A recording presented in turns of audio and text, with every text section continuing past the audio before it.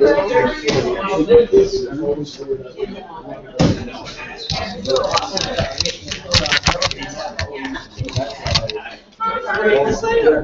is like heaven's compared to earth. Oh yeah, I know something. I only have a small chunk. It's not the organized work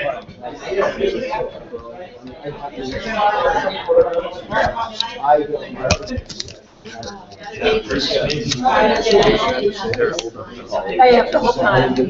I've been working on strengthening my whatever these things are called. I was piling on.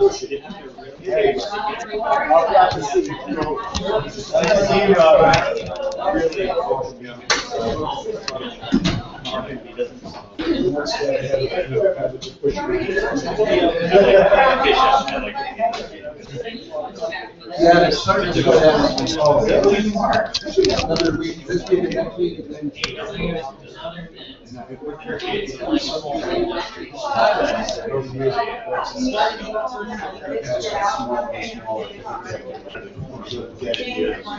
Put some cement over here, put some big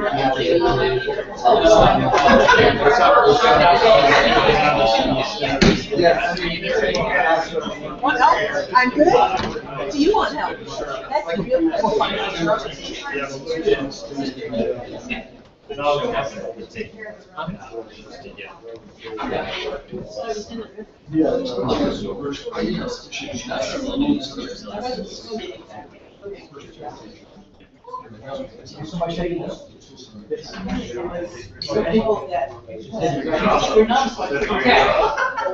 If I may, I would like to call the meeting to order tonight. Yeah.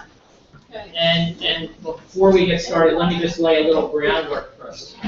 We have a very full agenda today, and unfortunately, we do have another warned public meeting following this. So we have to find a way to accommodate both the interest of everybody who wants to speak, but also find a way for us to get through our agenda in that time frame. So I'm going to try and balance those interests. And so I'll ask all committee members, of course, to be mindful of that if you can. And also ask members of the public to be mindful of that if you can. I want you to be able to make your comments, but if we can also allow enough time to get through our agenda, that would be great. Okay. So I'm going to start out by asking how many members of the public would like to make comments tonight. I can have a show of your hands, please. So I have 1, 2, 3, 4, okay.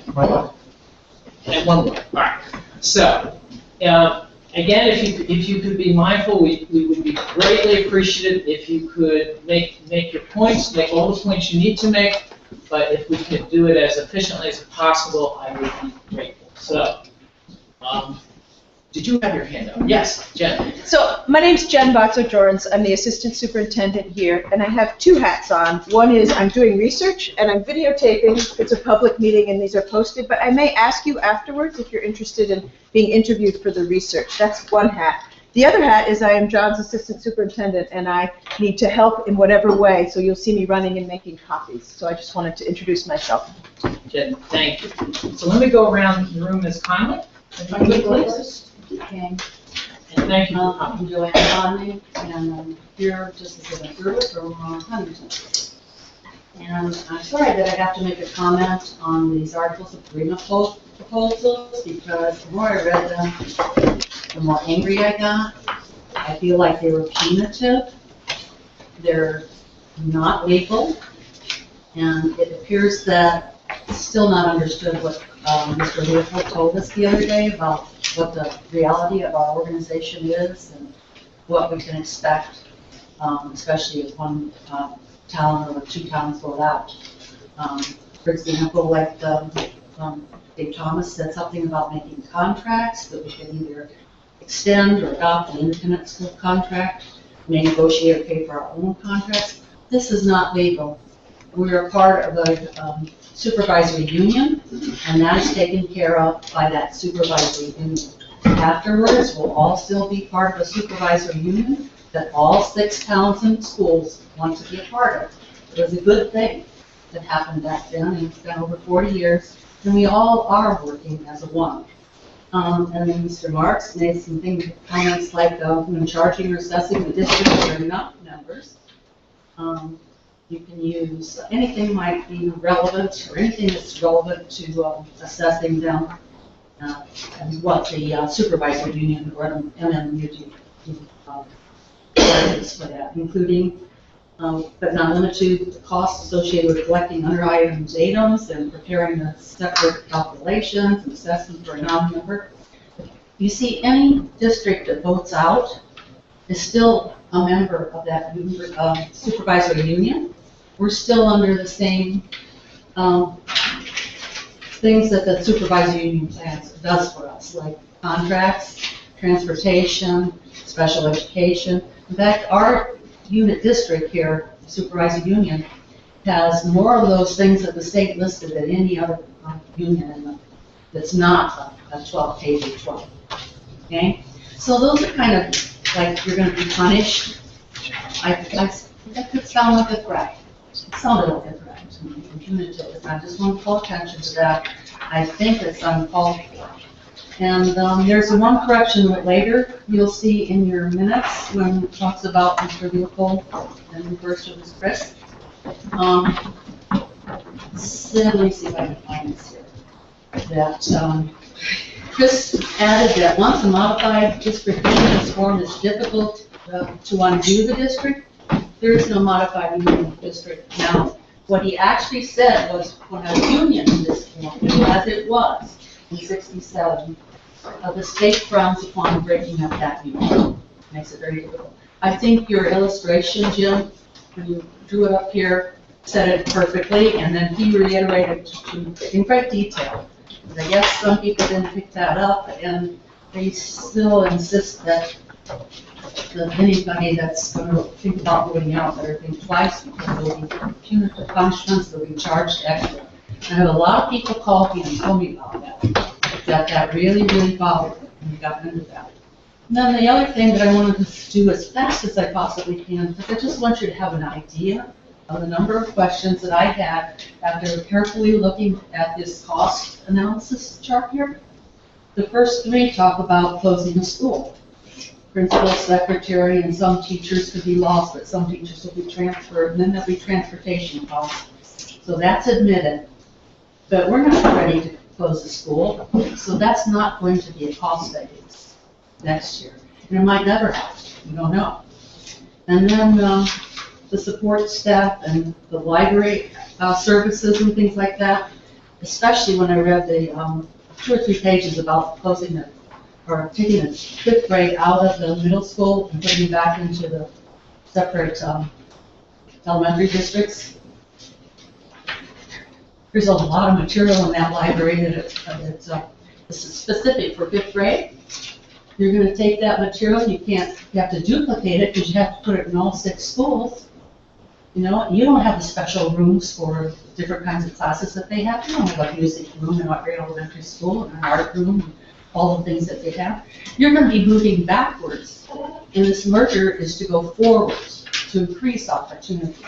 And South Burlington is doing the opposite. They're taking their 5th graders out of their elementary schools, and they're going to put them in their middle schools this coming year.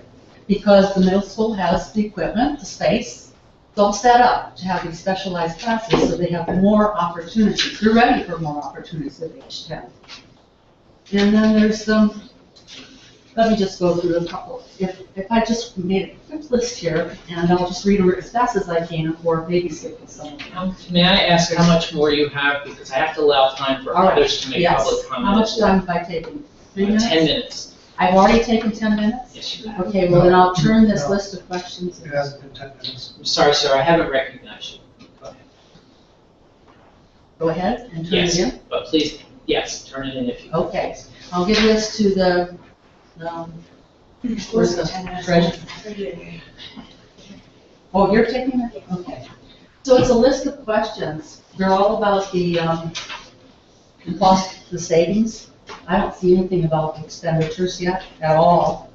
And moving those kids and moving the office, it's already proven. If you talk to the people that are in charge of the zoning, maybe that would be the Richmond, They will tell you that that is the worst possible location to have two schools next to the major north-south road, Route 2, US Highway 2 is running by that school, and the interstate. One traffic accident, really big tanker turnover, something like that, there's one way in. It's been a problem forever, and about 15 or 16 years ago, my husband tried to get the school board to buy some property next door to make another route in and out of the back, another road. And they just didn't seem to have didn't think they had the money for it at that time, and still nothing done. The last thing you want to do is have more traffic there, and more types of traffic there. It's not adequate parking as it is. Okay? So that'll be in the minutes, all those questions. Thank you. Any other members of the public wish to offer comment? Yeah, I just wanted to ask about the food service item in the article. I'm Allison Forrest, I'm from Huntington. So in the new articles 5.4, it says an MMUSD would permit and encourage staff collaboration and networking for food services across Chippewa. Allison, what article? It's the top of page 17, article. Oh, it was cost benefit analysis, sorry. Attachment A. Okay? Allison, just for clarity, in the draft 6.3, which came up today, I think, it's on page 21. So there's a new draft on the website since. I don't know if it's on the website, it was sent out for the meeting. Okay, well, this was the last one that. The new one is not on the website. Okay, so I'm working off the most recent one. I bet this hasn't changed a whole lot, but if you want to give me a point person, because I don't have comments, I have questions. I'm just wondering where this stuff, what the rationale here is. We already permit and encourage staff collaboration. That's not anything new.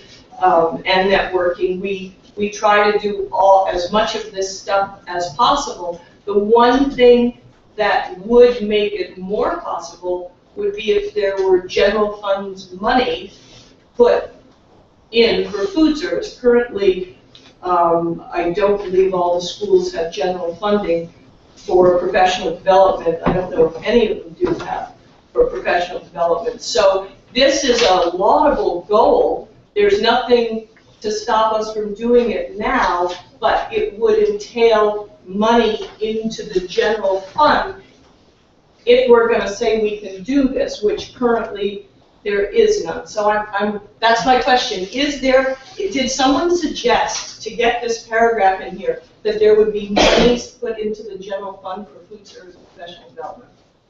So we'll take your comment and question under consideration. Do you have No, but anything else? who could answer the question? We will come back to that question at some point, but for the moment, I simply want to take public comment at this point. Is there somebody who could take ownership and email me an answer, or? You will definitely be provided with an answer, but the moment, I simply want to give everybody in the public a chance to have a comment before we get engaged in a dialogue. Right. I'll talk to you later. Okay, Yes. thank you, Jeff. Could we all hear the answer rather than just drive it? Yes. Well, I Yes. can't answer for the committee, I'll give her mine, if you want, for one We'll person. give all of us. yeah, no, I just want folks to know how it was come up with. Thank you. Are there any other public comments? Yes. Hi, my name is Helen Keith. I am the co-author of the other website that went out on Front Porch Forum, and we're definitely not professional website developers. However, we wanted to have a platform to be able to speak across school districts, the elementary school districts, and our main concern is that the 6 elementary school districts and their local boards could be dissolved prematurely by a vote held too early without thorough consideration of consequences. It appears in the latest draft of the articles that pre-K is much better addressed, so thank you so much for having that appear fully throughout the articles. That was good to see. We should be doing this anyway, whether there's a merger or not. it is, as you know, is a top goal of the current strategic plan of CESU. Where are the plans to reach the children who are not doing so well and their families? What are the specifics of those plans? Why don't we have a community planning process on the use of the buildings so that the pre-K to 4 children can stay in their communities and not be moved around? And what are the population enrollment projections for the next 5 years, the next 10 years by town, birth through age 22? What is the dollar value of each elementary school as listed in the town reports, either insurance value or appraised? I happen to look up the value of Brewster Pierce, and it was listed at $1.3 million. But I don't know whether that's an appraisal or whether that's an insurance figure or an audit figure or what. But going along with that, I think it's important that every school have that associated with it. What is its value, and also what is the debt load of each of the elementary schools in the school districts? Are there significant cost savings? And I do mean significant. What are they, and why do many consolidation advocates say to not base the case for merger on cost savings? Every study I have read has basically said, don't base it on cost savings. No, don't base it on the savings. So I just think that there's more integrity if we just face the fact that if the merger occurs, it's probably going to be more expensive. There might be some savings here and there, but overall. Addison Central Supervisory Union released their report on school governance merger on February 10th, 2014, with a recommendation after a year and a half of study not to put articles of agreement before the voters in their 7 school districts. And then I've listed where people can find that particular study, as well as the study circles that were used for extensive community input in that year or year and a half process. And they came up with a tremendous amount of useful information, whether they went to merger or they didn't go to merger. So I'll leave this for the record if thank you. Thank you. Any others wishing to make public comment tonight? Anyone? Robert? Just very briefly, I apologize for the allergy cough. I'm Dr. Robert Witowski, formerly school board member, and along with the prairie chicken and the western sage grouse, my wife and I share the distinction of being on the endangered species list in that we're part of the 30% that pays full property tax. But I do want to share with you my experience this past May 6th. I am the clerk for the Underhill IB School budget vote and supervised and counted the ballots on town meeting day as well as on May 6th.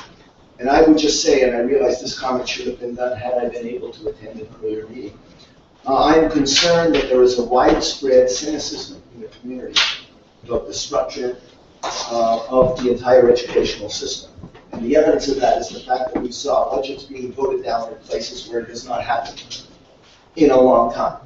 The IB school budget was last voted down in 2004 when I was on the board. There was a very particular reason for that.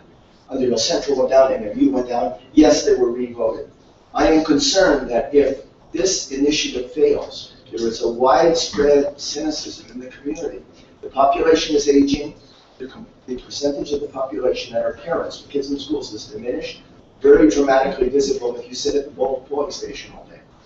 Yeah, this project may have its flaws, and I heard some very well thought out comments, but if this fails, I think we're at a tipping point where we will join other communities who are already in an endless cycle of budgets being voted down and endless hacking away. And so the actual specific cost savings, I frankly would not worry about in the short term. The perception that this is an antiquated structure and is expensive is widespread. And if this project fails, that will have a momentum of its own with long-term consequences for our children's education. Thank you. Are there any other public comments? Hearing none, I'm going to close the public comment portion of the agenda. The next item on the agenda is revise and approve final articles of agreement to be forwarded to member school boards and the State Board of Education. Does every member of the committee have a copy? Let's make sure I've got the right version here, version 6.3. I I didn't print one off. So we could, Andrew? Max, would you like one? And we have some extras for members of the public if they'd like. So, all right, if that's not enough, holler, and we'll send some more out. And if anybody else needs them, just holler. Now, before I open the floor up to the committee, I want to report on a couple of questions that you asked me to pose to legal counsel.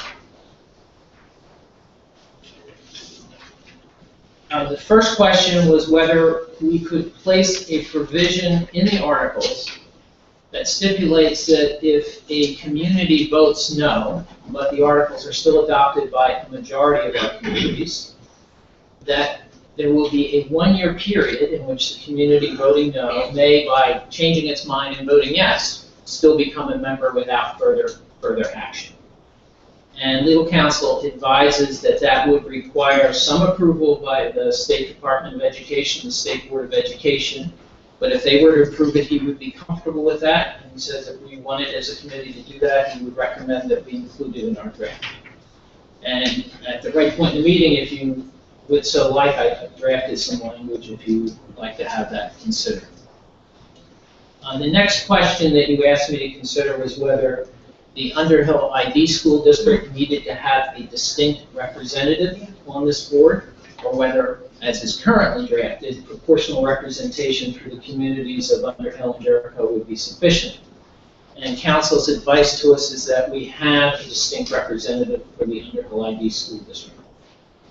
Again, there's not a very specific provision of the law, but he says if you fairly read the statutes, it is a significant enough question that the safer route for us is to provide for a representative from the Underhill ID District and provide that upon dissolution of that district by legislative action, that the seat would then be filled upon the expiration of the term by a representative from Jericho, because under our proportional representation calculation, I believe that's how it would work. So those were the questions I think that you wanted me to have answered by legal counsel. And what I would like to do at this point now is open the floor up for amendments to the articles as drafted, with the thought in mind that at some point we're hoping to get to a vote on whether to send these articles to legal counsel and to the school boards for formal comment, which is a requirement of a statutory process. Chuck? You described this a couple times as a final draft. I feel like it's a preliminary draft pending feedback from the school boards and the state. Well, I think that's a fair correction. I think that's a fair correction. Thank you. Suggested revisions from the committee.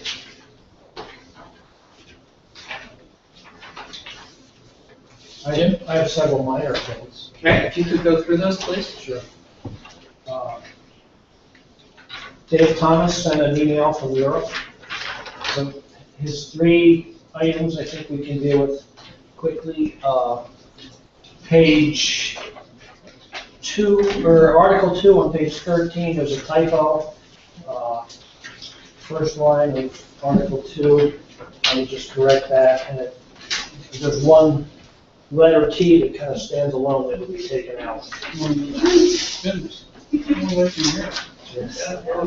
On page, Article 8, this is a big one.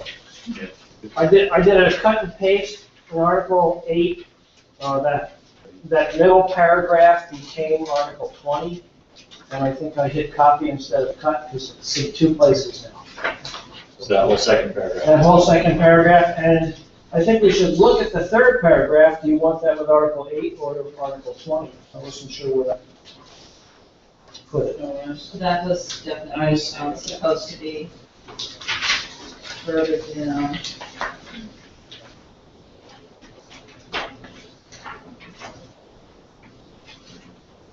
I think it stays in. I would just say leave it.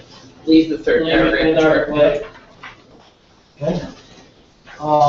And then a typo, second sentence on page 20. GOVEM becomes GOVERN.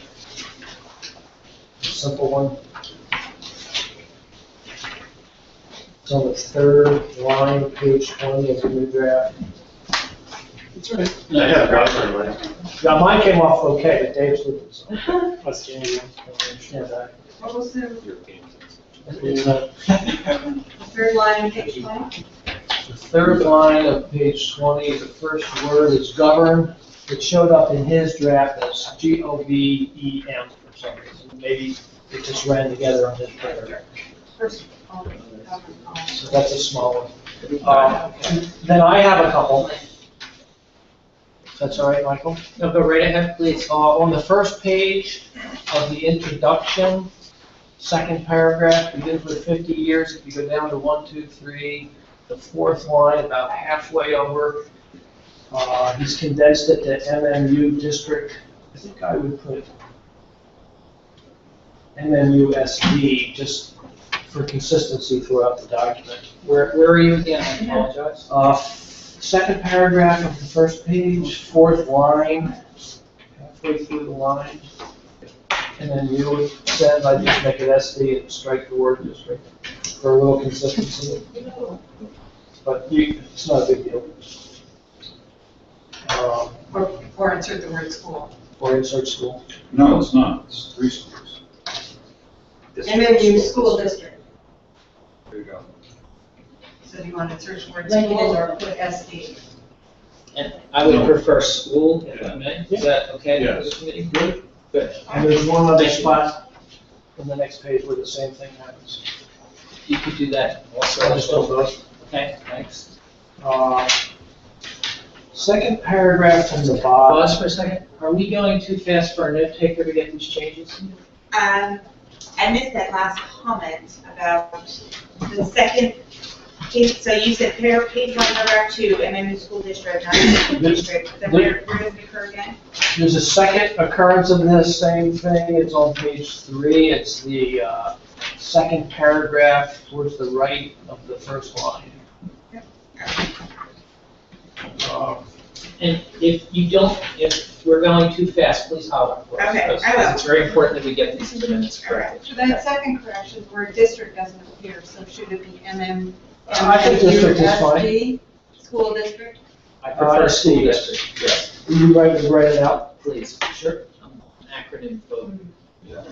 I agree. Especially with all the M's and U's. It's already written out in this first sentence in the second paragraph.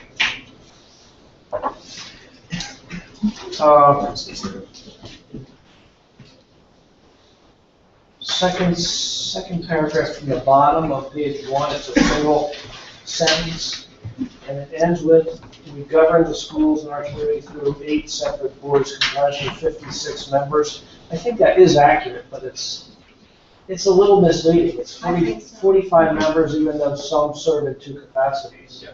So I just wondered if we're comfortable with this language. I'll obviously defer to the committee, but I do, speaking as primary author, and hopefully with support of committee, I think it's a very important concept, which is why it is left in a single paragraph, and the number is exactly correct. This is correct, and it's an important point. So A lot of people. couldn't you say, I mean, there's people who serve on committees within those boards, you don't add them as members of people? And so I felt in agreement with Jim's sort of sense that we should be counting the number of people rather than counting people twice because they're on 2 boards. Well, the point is, it's a lot of people to be dealing with stuff, even though they deal with. But- I mean, this is. But it's 45 individual people. And it's a committee, not a board, right, not executive Executive. committee. Committee, it's an executive committee, yeah. And we're not counting the other committees. Well, So- could we change this to 8 separate boards and committees comprised of 56 members? Why don't we just say 7 boards, 45 members? Because it is 8 boards. We just Chittenden say East the governs executive- Chittenden East. Well, They make decisions on Chittenden East. Oh, I see, 8 separate boards. My sense is that to show the totality of the number of people and the number of boards, it makes sense to have board members and committee members instead of 56. Could we say 56 seats instead of members? Seats would be fine. I think that there needs to be a motion as to whether we say 56 or 45, and just take a chance. 56, raise your hand. 45, raise your hand. 56 has it. Good for me. Okay. All right. So Chuck, did you see your hand? What would you like to say? Oh, is Jim done? Yes. Yes. On the second page of the introduction, at the fourth paragraph, it says students would be better served by unified system. The unified system could set priorities for all students. Seems awkward to me. I don't think we set priorities for students. I suggest a unified system could set priorities and allocate resources where needed.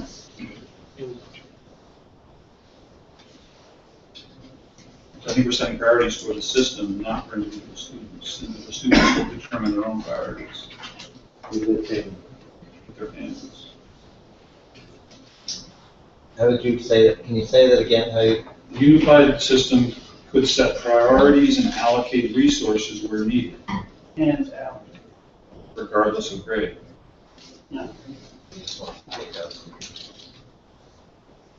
Okay. One thing that's, Do you have that down, Jim? Yeah, The suggestion is a unified system could set priorities and allocate resources where needed. And then you would continue. That's the suggested edit, Chuck? yes. Everybody okay with that? Okay, go ahead. I know, it's like every time you read something, you pick up something new, so at some point we'll stop reading it, or rereading it. But in the introduction, we don't talk about this unification as a strategy for helping smaller schools avoid small school penalties.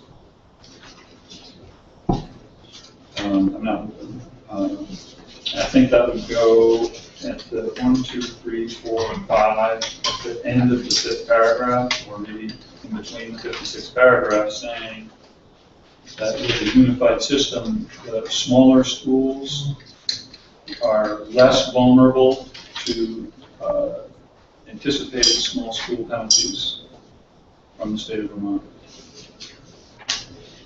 I'm sorry, Chuck, where did you have a suggested edit? And I'm adding something new. It's a Yes, concept. if you can locate me in the document. On the second page, 1, 2, 3, 4, 5, either at the end of the fifth paragraph or a new sixth paragraph, right after you're talking about the tax issues. One of the things we're going to be able to do here, I hope, is that our smaller schools will be able to. Someone else nod their head, so I know I'm not crazy. No, they would not be in the excess spending threshold. Do you have language right now that you'd like to propose?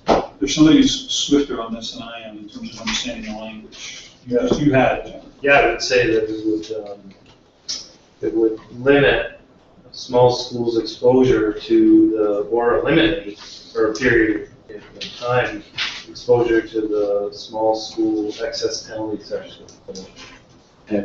So do you have that sentence, Jim? No, try to get that. The Unification will limit. would limit or eliminate exposure to the excess spending threshold for the small schools. It's per pupil spending. I think if you get per pupil in there, Yes. somewhere, spending threshold. That acceptable? Okay. Do you have that, Jim? Yeah, I'm not sure how to put that. Put it at the end of, right after the phrase rapidly rising property tax rates. So, John, you mean that? Is the thought there that enables schools to remain open that might not remain open without? Schools that, if we don't have unification, we have some small schools right now that are getting some extra money because they're small schools. That money is going away. And if they're part of a larger district, the odds are they won't be subject to that penalty. It's going to be harder and harder to be a small school. Right, and what happens is in the excess spending penalty, you're giving, I think, Bolton $38,000 that they gave back to the state and got nothing in return.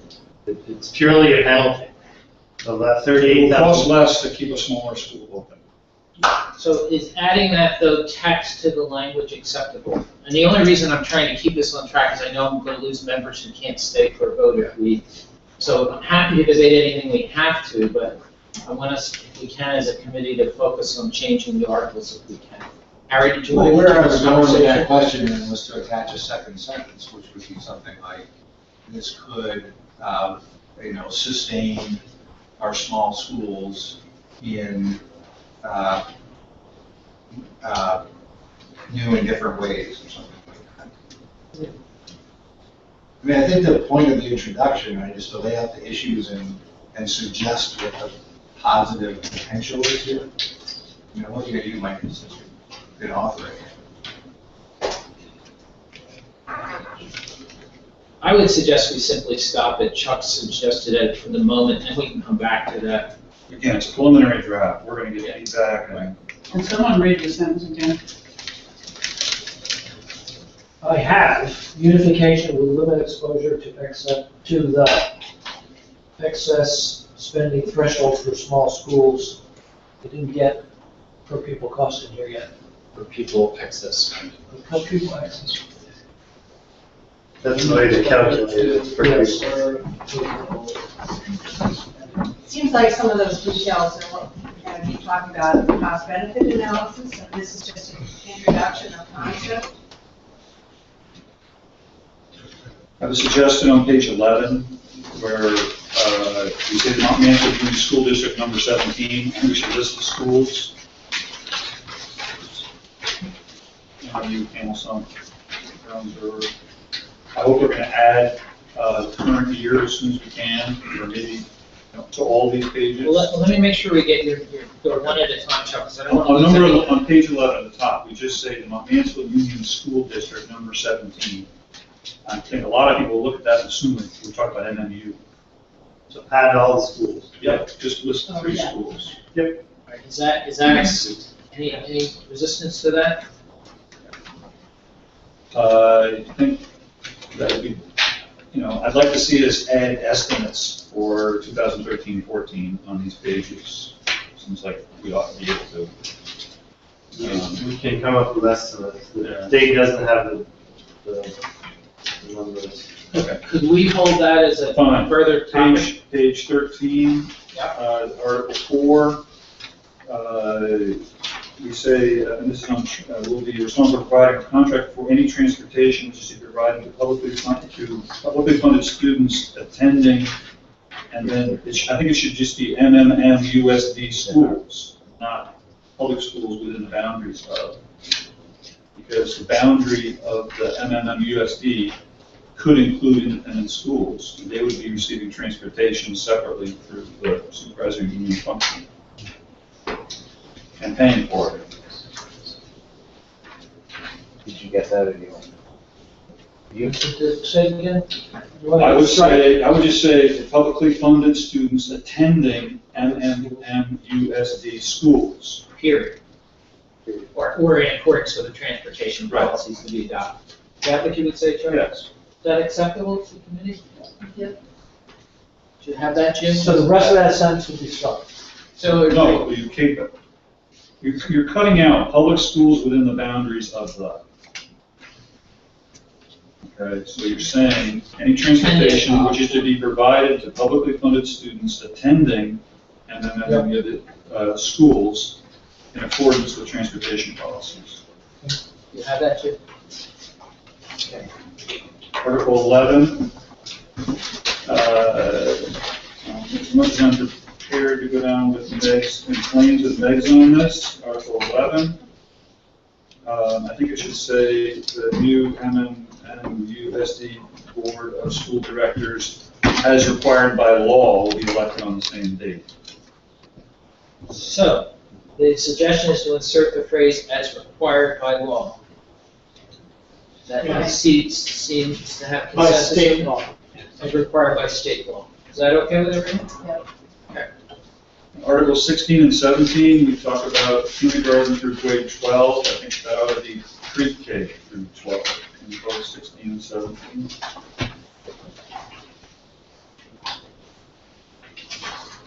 Yeah. Is that, we can approve it by? And I'll say one thing I've said, before in a variety of conversations, I think the preamble, just isn't strong enough in terms of we want to, we're trying to compete in a global world here with our education. We're not competing with Essex and South Burlington anymore. We're competing with Taiwan and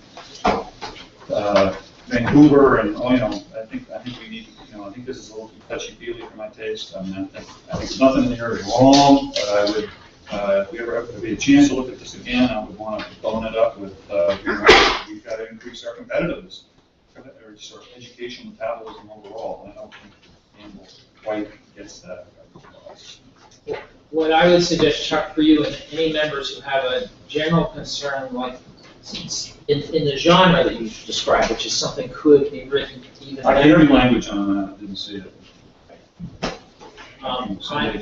I would suggest that we think about doing that in our next phase, Right. as opposed to putting off Yes, I getting agree. this out for comment. The last thing in here, it isn't clear to me, right, what taxes an independent town pays to the unified district. I mean, how, if an independent school or schools has their own school for K through 4, they're paying taxes for K through 4. They're also paying taxes to the unified district, which is, because they've got students 5 through 12 there, but other schools have K through 12. What is the process by which the amount that they pay in taxes is determined? How does that work? And that's a huge question. We have to do multiple budgets, the way we do now, separate them. Okay, so that's what we would do. So it would be actual, We'd have to do 5 through 12 costs, and then we'd have to do pre-K to 12 costs, and then the independent school would have to do their pre-K to 4 costs, and then we would blend them into a merged composite tax rate. okay. Can you say that one more time? I'm not sure I followed you. The old-fashioned way, basically. Yeah, what we're doing, basically what we're doing now, for MMU, we would have to do for the independent school district, which is, we would have 2 tax rates. One for the independent school district, one for 512, and they would be merged into a composite actual homestead tax rate. It would add a lot of costs on the bookkeeping side. There would be more costs. So are there other revisions that people would like to propose to the articles? Yes. I'm still struggling with Articles 16 and 17. I don't see the need in Article 16 for the last 2 sentences. It talks about the MMMUSD serving K through 12, and then it's got a second sentence in there about pre-K. And then Article 17 starts by saying the school district will serve kindergarten through K-12. I think those are both rendered unnecessary because of Article 3. Because Article 3 says that the district will provide pre-K through grade 12 for all students in the district, and that it's committed to providing students with equal opportunity. And as a result, I don't think we need to say again what students we're going to be serving. So let me get a show of hands. I guess the 2 options, let me see, and Huntington only has 2 votes. And I'm not one of those. The show of hands is on the following proposition. Should we delete those sentences from Article 16 and 17? If you approve that, raise your hand.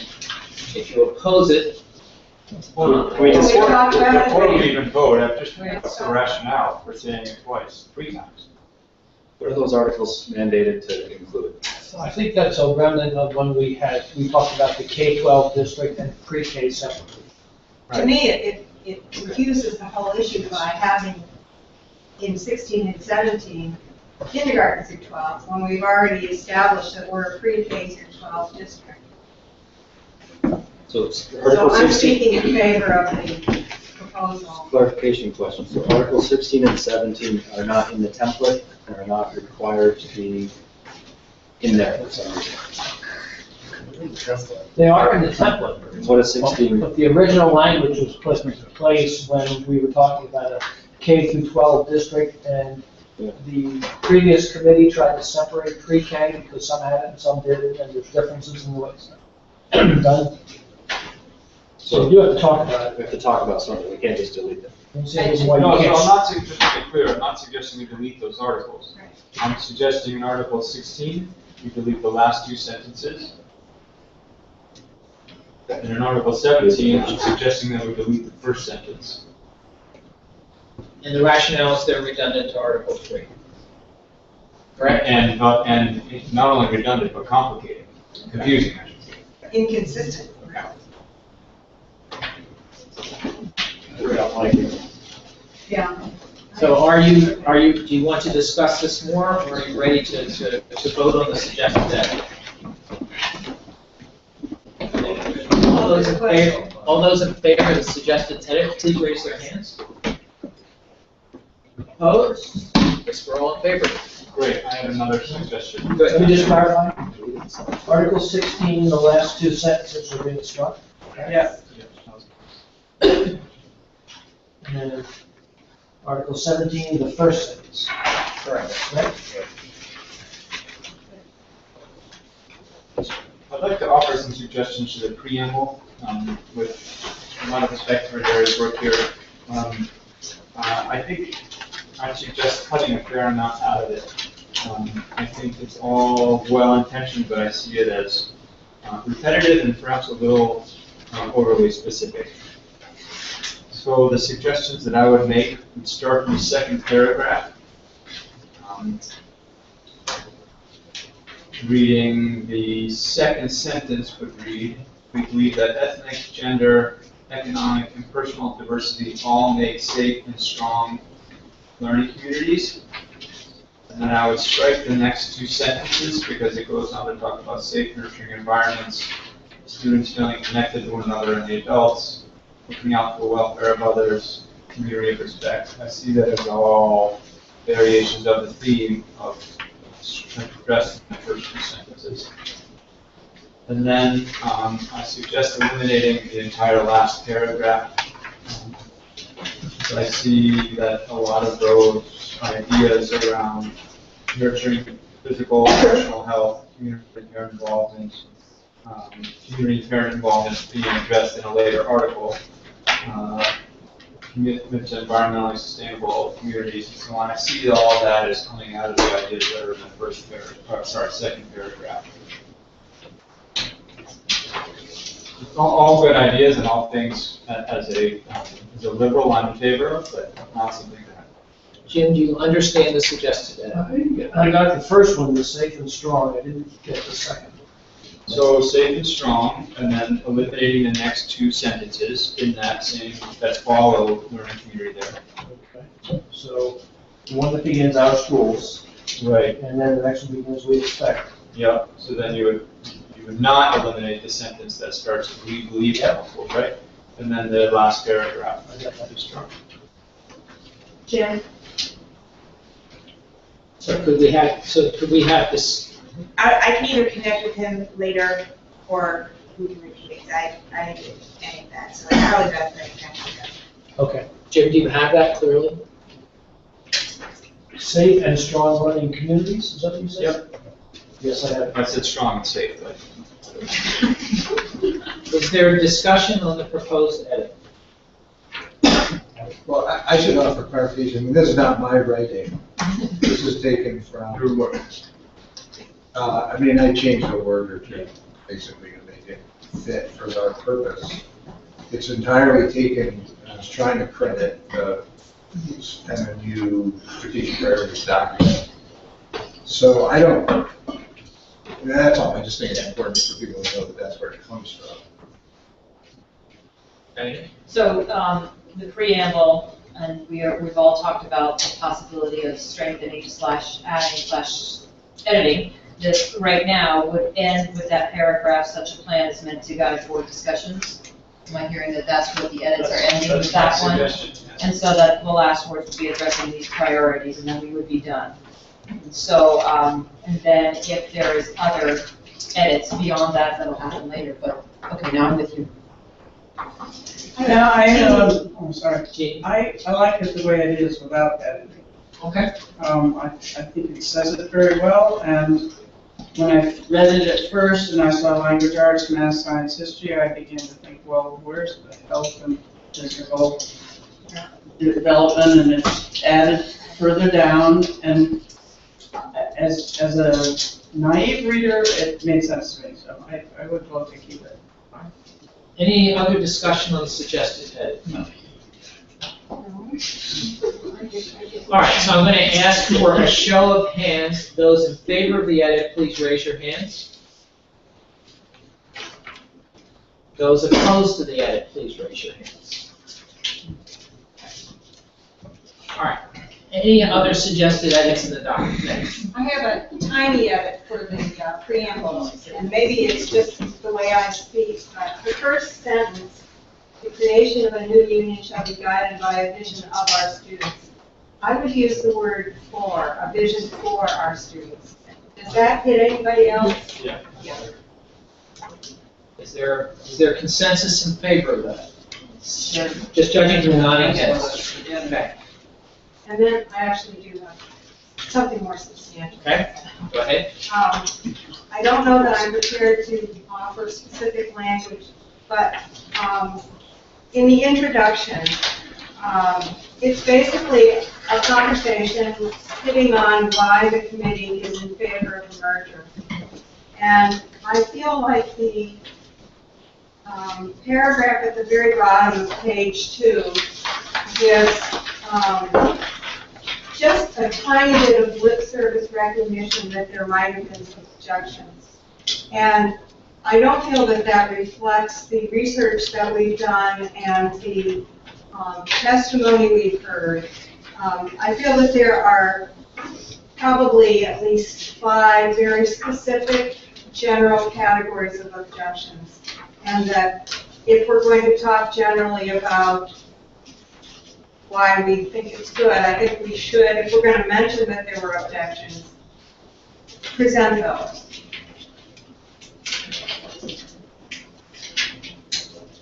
I can go on and say what I think some of those are, but that's... Categories? Well, what I'm going to ask though for as a point of order at this stage of the discussion is that if there's an amendment to be presented, I would like to have that on the floor because I am concerned that we need to have a concrete discussion on amendments at this point as opposed to a generalized discussion. So is there an amendment?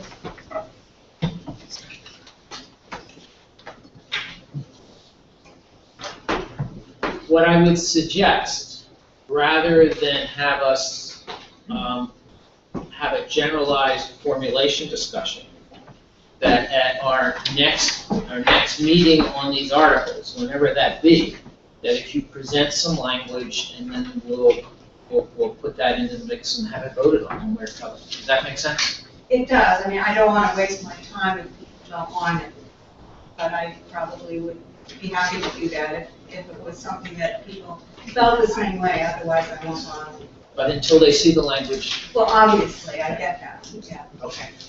All right. Chuck?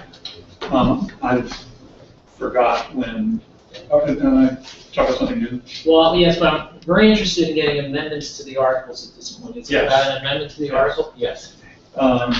I'd like to return to this question of the town voting no, having the opportunity to get into the unified district. My proposed language is, I also have language, but go ahead. well, let's listen to yours. What page do you want? It doesn't exist yet. Put the target on the. So just clarification, we're talking about a new article. We're talking about a new article. All right, I'll read mine then. Can I have just a second?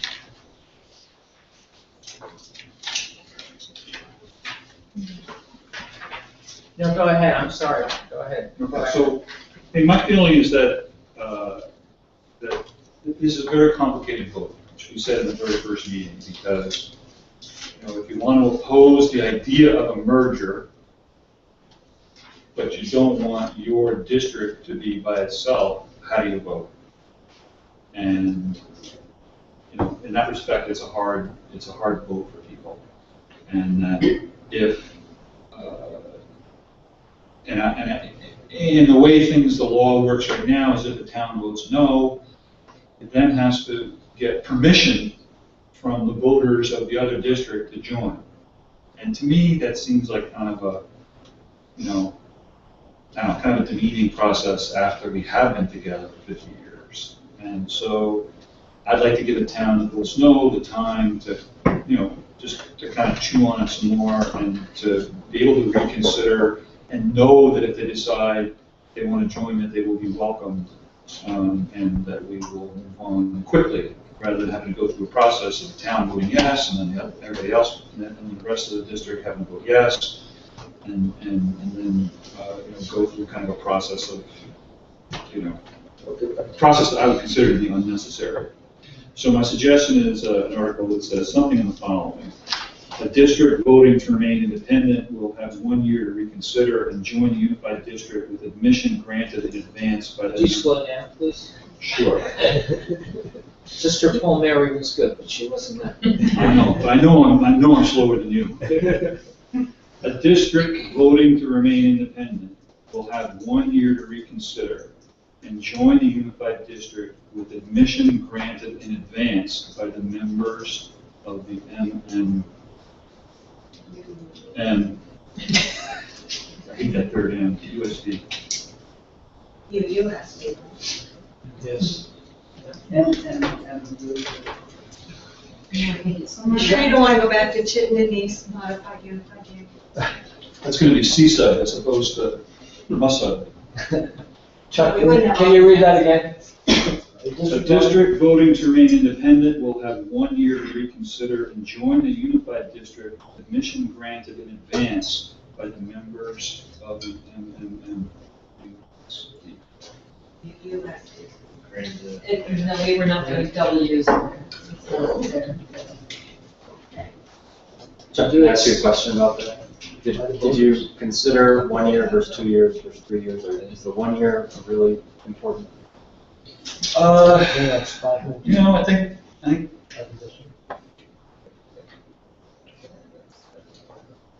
you know, I feel like a year's a long time. Give it a cycle, and then. Right, I feel like a year is enough time to where you're basically making decisions under pretty similar conditions. And the world could really change in 2 years, and it might, you know, and you know, and again, you know, the historical guy here with all the boxes of old minutes from the 1960s is that there was a lot of decisions made by the MMU when it was formed in the first year or two, including the location of the school. And if the district joins 2 years later, there will be a whole history of decisions that have already been made that they will, you know, they will not have been part of. And partly I want to say, hey, you know, you could join in 2 years, but we really want you to join pretty quickly and be part of the decisions that we're making. Assuming this all plays out and there's 4 towns or 5 towns that say yes. We really want you in to participate in the decisions, which are, many of them will be establishing the course for the next 50 years, just as the decisions made in the first year or two of MMU set the course for the next 50 years. So things that MMU decisions made, I mean, if you know, for example, if Huntington had joined at the beginning, the MMU school would have been on the Richmond border.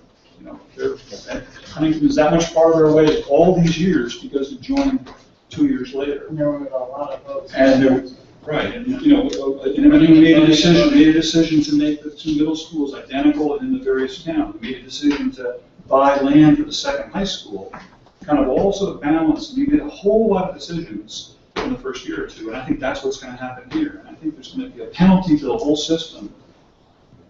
If the town decides to remain independent forever, that's fine. But joining after 1 year, I think it's a big difference in terms of the health of the system as opposed to joining a year. So basically, it's a, you know, an encouragement. So Chuck, may I ask whether you would accept a friendly amendment so that there's no lack of clarity as to when the 1 year ends? And would it be good to write to that we have a separate article reading, a district voting to remain independent will have 1 year to reconsider and join the unified district by voting in favor of joining the unified district no later than November 3, 2015. That's the first Tuesday of November. with admission granted in advance by the members of the MNUSD. Now, more discussion from other members on Chuck's proposal. Yes, just a clarifying question, are there incurred costs in the delaying of, so that 1 year when the reconsideration period is done, what is the added cost in getting that? Is it no cost? Does it involve someone's time to votes taken somewhere? Is there? Both would be taken into the town independent. So there would be some cost to that. But the town would incur that cost, So they're already gonna incur that cost because it's on voting day. assuming that it's not a special election year. Right. It would depend on whether it's a special election. Can you repeat, Mike? A district voting to remain independent will have 1 year to reconsider and join the unified district by voting in favor of joining the unified district no later than November 3, 2015, with admission granted in advance by the members of the MNUSD. Why do you say November 3? This is the first Tuesday in November. And our timeline has us voting on the first Tuesday of November in 2014. That's the rationale. Should we also make clear that they could join later, but they would need permission? We're not saying you couldn't join later. I thought about wordsmithing that, but the effect of this, if there's no vote in that 1 year, whether we write it or not, you're now in state law for virtue.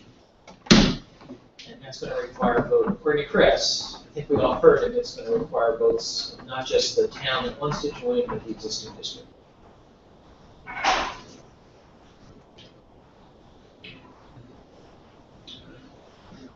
More discussion, or are you ready to vote on this? Hearing no discussion, all those in favor, please raise your hand. Opposed? Unanimous. So I'm going to ask the members to consider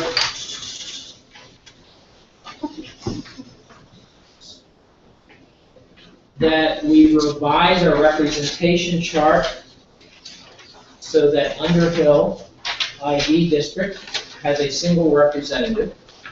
As I understand the proportional representation calculation, that would come from Jericho's number.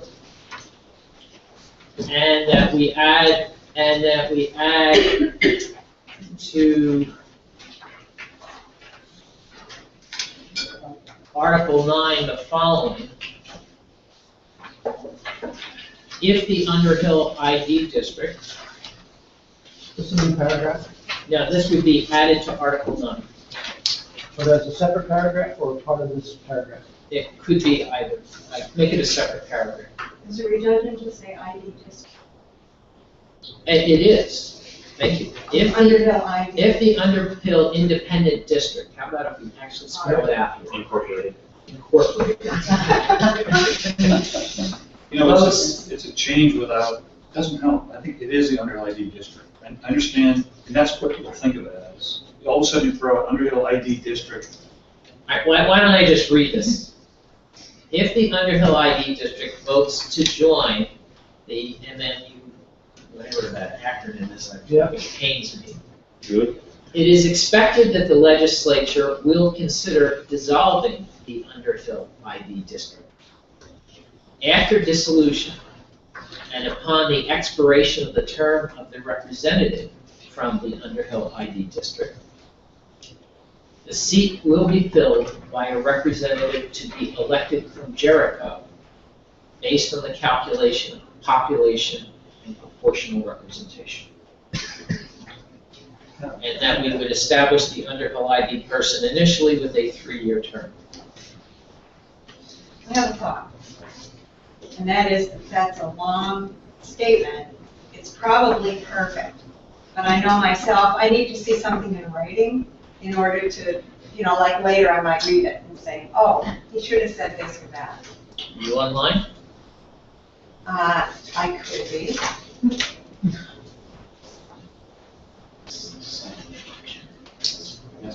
interject here. Michael? Yes, go ahead.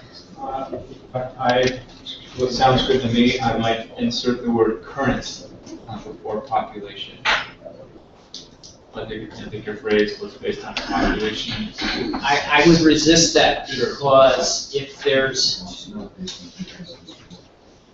depending upon when this actually occurs. In other words, when the legislature actually dissolves them, I guess there's a theoretical possibility you could have a different census. We can't base proportional representation on dated census results.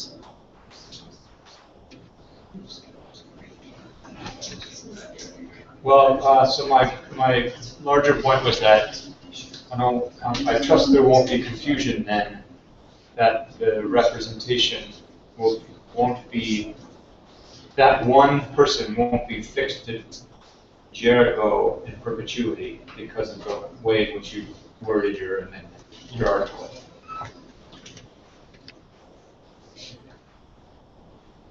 Next, we should review it. I'm having a hard time getting CES to work.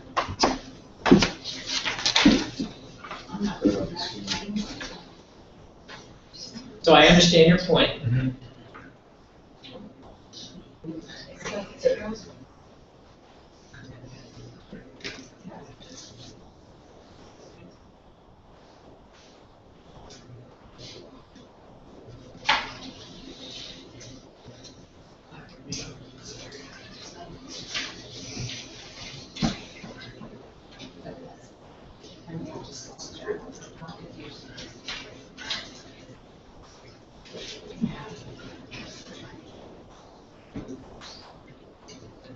Right, I think the first paragraph would still be valid.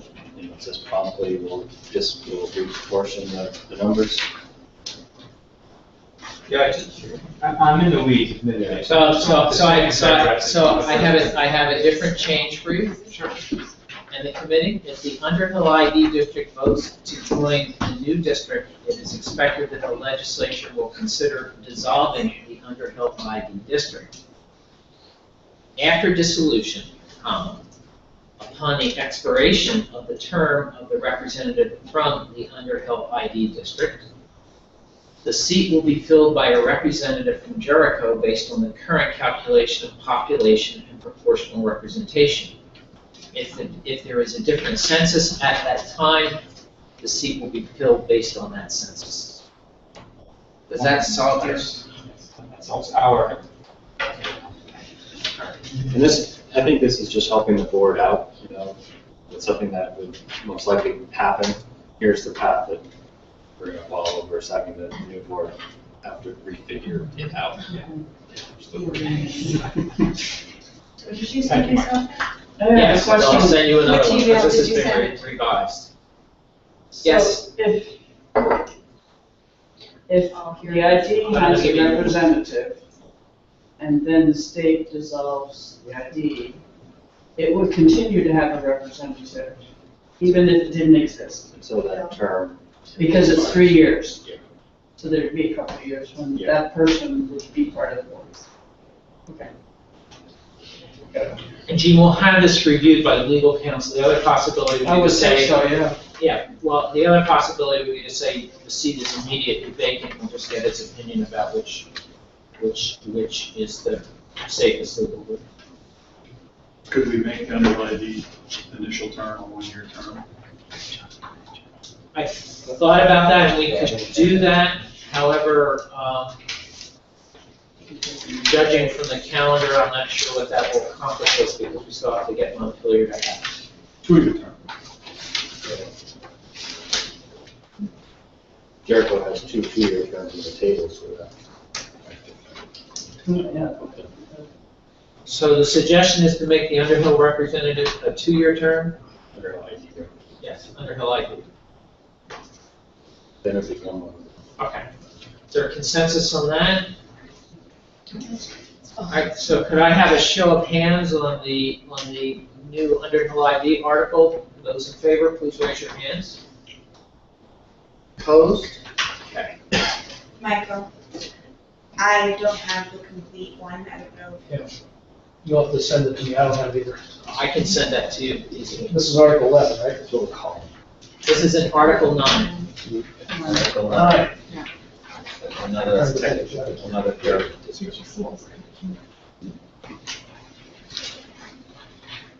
All right. Want some more? Now, are there any other changes to the articles that people would like to offer? And if there are members, I know there are some who have great time constraints. If you need to leave, by all means, I fully understand. Please go. Michael? Right. Go ahead. I think all clerical. On the Article 8, Yes? there's attachment C in the back. Can we reference attachment C in the article? Is that appropriate? Because we added attachment C recently. Where are you? Article 8. Article 8, page 14. Just think we should tie it back to attachment C. So you want just a sentence that says, please refer to attachment C? Yeah, the other one's already. So just add a sentence at the end, please refer to attachment C? Are you talking about? There's two little paragraphs. You care where it goes? No. Poetic license. Okay, is there consensus on Kevin's suggestion? Okay?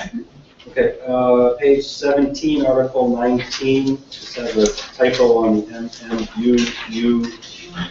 We need an S in there.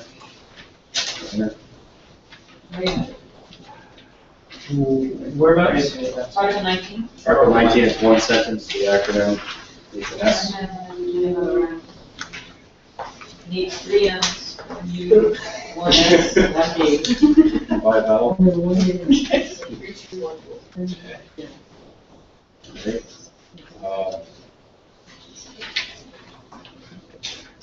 Got that? The two, this is technicality, but the two tables now on page 15, the title needs to be district. So we added the districts back in, they were original districts, sorry.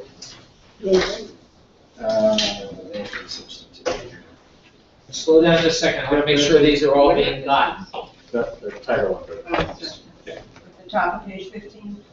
Is that what you're talking about? There's two tables. Okay, page, ready for the next one? We're good with that? Page 25, in attachment B. Okay. The, describe any expansion diminishment, says school choice is currently available to all high students. And what's the problem? Well, it's super, I didn't even read it like that till I said it. So high school students, and then the second paragraph needs to have the pre-kindergarten, I think. We're gonna be consistent with the pre-kindergarten, those are easy. Okay. And then Rick, finally. Are we ahead of you? You've got these all. Okay, I just want to make sure we don't lose these thoughts. And then I have two, maybe more like substantive ones. It says, no discussions of school closures have occurred in our plan. And there's another statement where there's no discussions. So just for like full disclosure, we talked about that as under LID, part of our re-budgeting process. So there's nothing in progress right now. There's no active discussion, but it was recently discussed. Where are you again, Kevin, so I can find it? Page 25, the last. There's two references to it. The last sentence is, no discussions of school closures have occurred, Okay, I think I should just strike that? and none are planned in the immediate future. No That's school, important or no not? school closures are planned. Yep. Talked about it. Yep. Right, and finally, so Kevin, I have a clarifying question on the very point. Are you suggesting strike that whole bold base sentence and what's below it, or modifying it to address the fact that there have been discussions, but there are no plans? modify and say there are no plans, there are active discussions. If you cross out certain words, you can actually have it say, no, school closures are planned in the immediate future. You can cross out the words in Oh, between. right. Good with that. That's better. The bulleted sentences come from the template. Yes, Okay, last one for me. Yes, I'm looking at, I'm getting a hard time. We have, on page 22, there's the new table of cost savings for school closures. And I think what is in here was what was requested based on the last meeting, so that's updated in there, the high, average, and low. I just don't, frankly, I don't get it in terms of how that fits into cost savings. Including the teachers and support staff. Like, I understand there's, fixed costs that you would close a building, this is what it would, this is what you would say if you shut that building down and transfer those students to another school. But these imply that this is like the whole cost of the building, like those students would just be free somewhere else. And I think some of that might have trickled down into the net reductions, because I see the teacher and support staff is 50% or so less. But I just think the intent is off, and this isn't something we can fix right here. This might be something we polish, for later on. But I'd be willing to maybe work on a revision to this or a later version if there were feedback that supported that. Or might just. So could we note for our next meeting as an agenda item, and it's an explanation of this? And John, can you be sure it shows on the agenda so we can talk about it? Yeah, we did what the committee had asked us in the last meeting. We can change it any way you want. And, sorry, one more. There was a comment from the public about the food article or the food paragraph in the cost savings. Can we address that now, or do you want to wait? Is there a revision that you wanted? Because I am mindful that this is, notice as a date. No, we just committed to the public to respond to it. Yes, in fact, that's one of the things I'm going to talk about when we get to the public outreach section of our meeting, how we're going to actually have dialogue about this as opposed to simply okay. Are there any other revisions to the articles? Yes, Craig. On page 21, potential cost reductions. Let me get there, please. I'm sorry, Craig. I'm behind you. Go ahead. Good bottom 21, the list of potential cost reductions where there's a line item for Mansfield Academy relocate the school building. So that's, I assume we're referring to grades 5 through 12. K through 4 is already in JES, which is one we should make a note there that specifies that it's grades 5 through 12. Not something that you're overstating the reduction possibility. But it's 5 to 12. Okay. Isn't Mansfield Academy the alternative program? Yes. Yes. But and I just but if it was a building that could house both, what's that JES now and 5 through 12, would we move out of JES to the one building, so it's all in one building? Would be into the board. That wouldn't be, this is the savings. Savings is not having to pay rent where we are now. Yeah, I just assumed it was a clarification of what we're talking about, the cost change. Craig, is there an amendment you think we should do to this? So Mansfield Academy, they be granted with grades 5 through 12 relocated to school. Is everybody comfortable with that change? I just have a clarification. Were you proposing that K to 4 and 5 to 12 be housed together in this scenario? Or I'm not? just making, they could be in the They same could be- building. Okay, just offer that. Philosophically. Discussion for another day. Now, members who have not spoken yet, any other amendments you wish to offer? Members who have spoken, amendments that you wish to offer. Thanks. Over on 21, the potential cost reductions. I've had quite a few people who have been paying attention to this, look at these cost savings, and they really want to know more, like where does $40,000 for board stipends, dues, fees, and operating expenses come from? Does it make sense to take some of these that aren't quite so obvious and have some footnotes as to what those numbers represent? It's basically giving a bunch of bottom lines that don't tell us why we're spending that now in those places. It's a good idea, like, what's an excess spending penalty, and I kind of have a rough idea, but. So the suggestion is that we add footnotes which explain the sourcing and calculation of the savings. Or. Okay, is there discussion on that? I just recalled we were going to reevaluate the accuracy of the number 40,000 for the board stipend. And I'm just wondering if that got done. Yes, what it wasn't specific to this chart, it was, we had counted it. It was on the next page. Yes. So we had it included before, but it was Yes, taken we out. took it out. Yeah. Yeah. Thank you for taking it. But then I just want to be sure that the number was double checked and correct. That's all. Yeah, well, Bob did do that. Okay. Any other comments on the suggestion that we add footnotes explaining the savings? All those in favor, raise your hands. Opposed? Okay. Any other suggested amendments?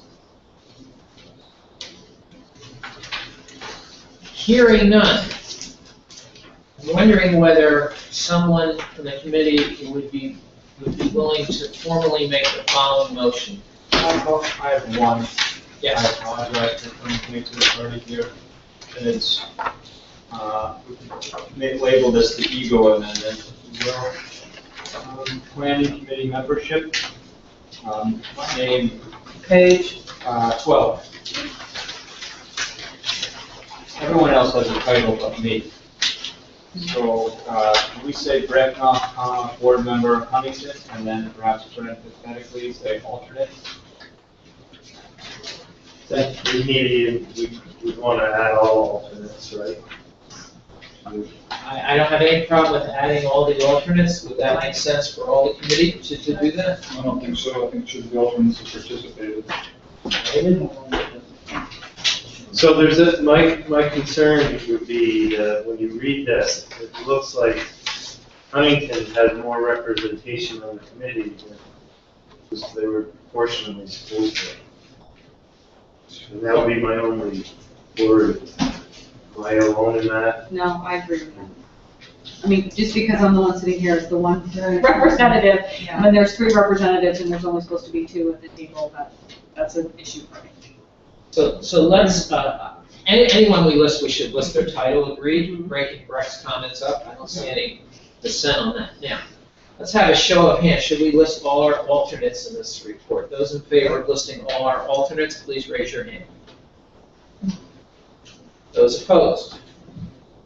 Okay, so the nays have it. So, Chuck, were you proposing that we simply list one alternate? Sure. So you're proposing that we simply list Brecht? Is that your proposal? As a non-voting alternate? As a non-voting alternate? That way it's clear that. Okay. Any discussion on this before I call for a vote? All those in favor, raise your hands. Okay. Those opposed? The ayes have it. All right. So,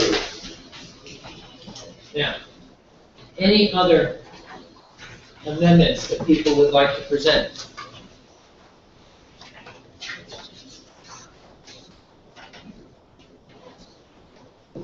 So there is a form of motion that I'd like to ask the committee to consider. And if somebody wants to make it, the form I'd suggest reads as follows. Pursuant to 16 VSA, section 706C, and that's lowercase c, the Vmpc hereby votes to transmit its modified unified union school district report, including articles of agreement, as approved at its meeting on May 19, 2014, to the school districts that participated in the study and the Mount Mansfield Union School District for review and comment. The committee further requests that its legal counsel, Christopher Leopold, review and comment on the report. The committee requests that boards and its council provide comments, if possible, by June 1st, 2014. Can I say something? Well, first, I don't know whether anybody will make that. I'll move that. Second. Discussion. There's no way that I can get all of that. There's a lot of words there. It is, it's all typed out. Kind of a point of correction. Did you say the approved report? Because at this point, we still have a draft, and we don't have a final approved report. That was the point I wanted to make.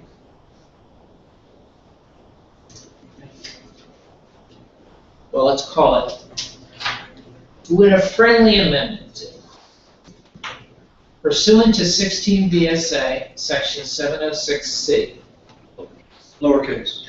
the Vmpc hereby votes to approve and transmit its, is draft the right word? Preliminary. Preliminary. With a small p or? Lowercase. Uppercase.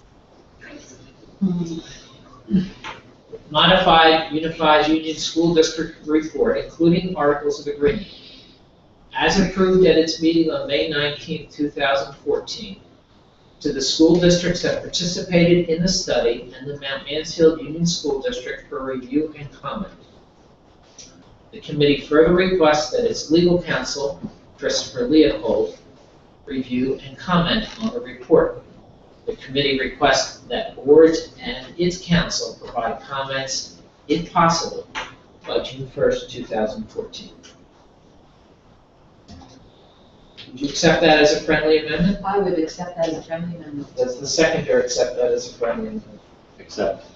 Okay, discussion is reopened.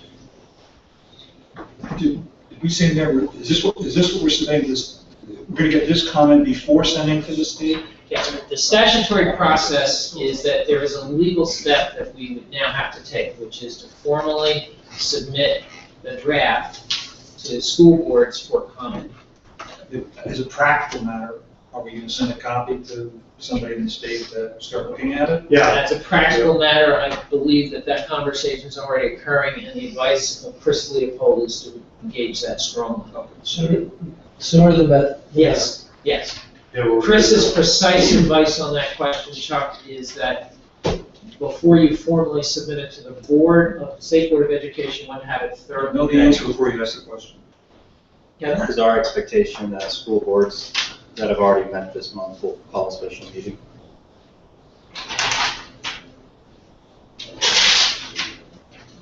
What date did you say?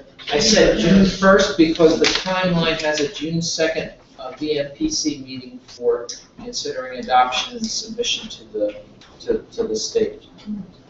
Yeah, we would. One of the conversations that we had, just to jump ahead, was that maybe it would make sense to organize a carousel meeting. And for those not familiar, carousel meetings, all the boards gather at one spot so that they can have a conversation. Meet for about 12 hours. Because that's one of those meetings. Because if we sent the draft out to our board for people to review independently so that they could read it and have time, they can't just submit their comments to one person on the board. It would have to be a discussion. It doesn't say it in the law like that. I'm just wondering if the people on our board could look at it and then send their comments to me and I could relay that. Because we won't meet before that. Yeah, It's only the open meetings where. Right, well, that's what I was asking is, can they just comment, give me their comments? I think the specific language is comment or review. I can't remember. I have to look. Yeah, that's what I thought I heard, was transmit for comment, It doesn't review say and comment. approve. I assume the comments could come to the individual board reps. Should we get a legal opinion on that? Good idea. We can ask Chris, but I think as long as you do not violate the open meeting law, if you read the statute, there's nothing that requires your school board to follow a particular process or even to offer comments. We are legally required to go through the step, but what individual school boards choose to do is their decision. What is the process by which comments that we receive from our board members will be transmitted back to the committee and discussed and either Something that I considered hope or not? to get to in the second item on our agenda.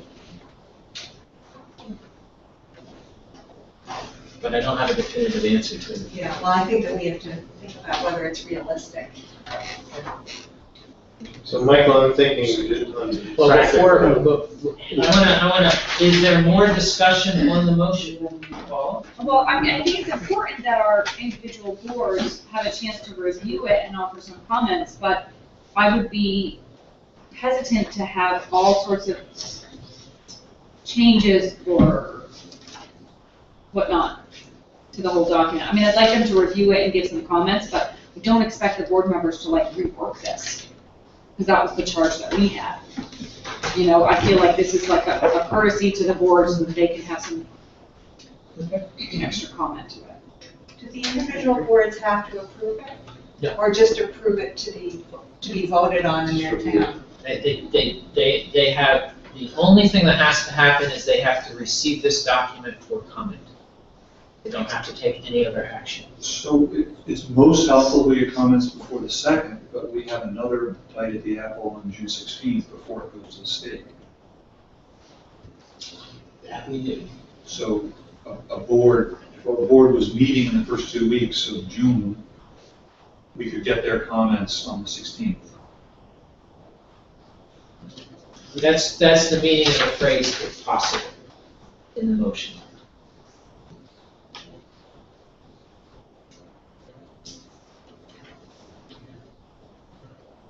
Certainly applies.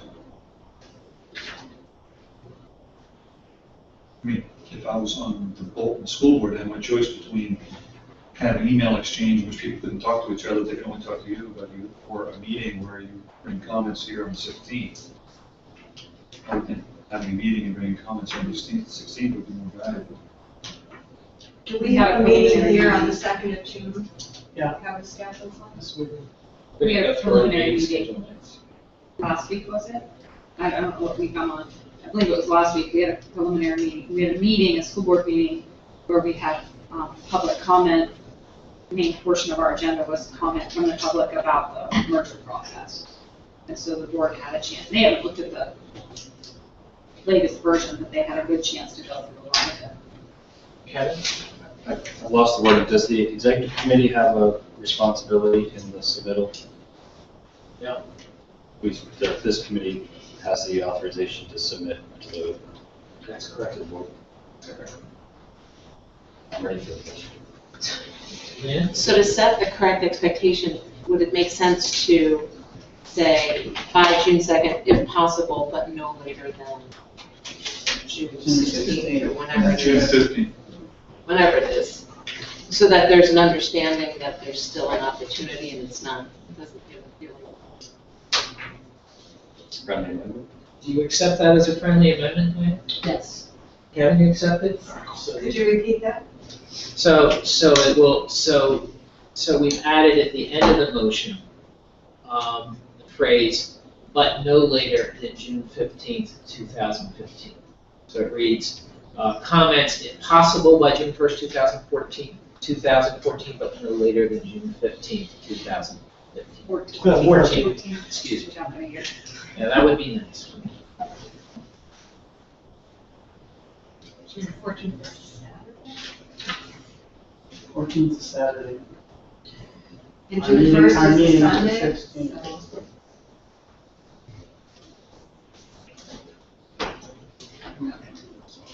Michael, I don't know if this is germane, but it's on the same topic, and it was something that was in the minutes.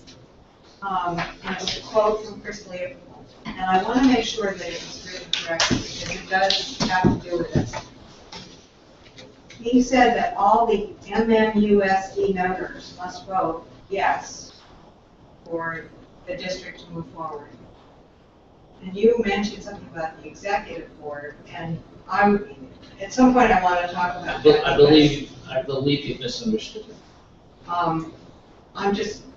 Did he mean the MMUSD, or did he mean something else? I don't know the context in which you're remembering it, but it's clear that the very nature of the merger that we're considering will require affirmative votes from the majority of the elementary school districts. But not the MMU school district board, you know?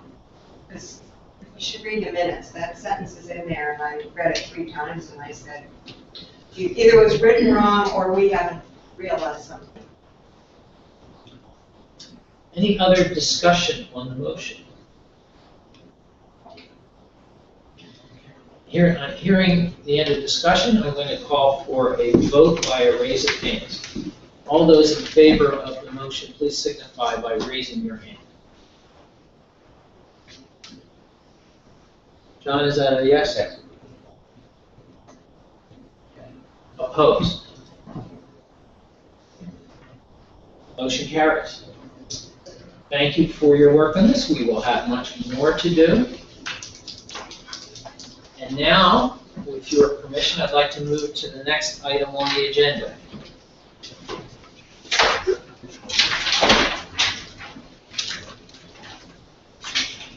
Plan for public review and comment. And I know that there is probably a lot to discuss and too little time to discuss it, but one thing I would very much like us to consider doing is scheduling at least one public forum without time constraints, so that instead of simply taking public comments, we'll have the time to actually interact with people and respond to them. As a member, as not just chair, but member of this committee, understand the time constraints we face, and I understand our ability to have conversations offline, which quite a few of us have had quite extensively. But I think there should be some public forum opportunity for people to actually ask us questions and engage. So that was the one thing I wanted to lay on the table, but other than that, I'd like to open this up to discussion.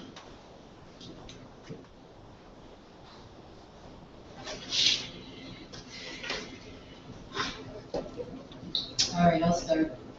I want to just backtrack one thing in terms of the engaging feedback, starting with the boards for what we have voted on to transmit. We discussed briefly the idea of having a personal meeting that didn't go anywhere. So are we still in the phase of, in terms of our board engagement, it's going to be through, here's the document, get back to us, and do we have a directive as to who each board should get back to? I wanted to ask about that before I started with the community.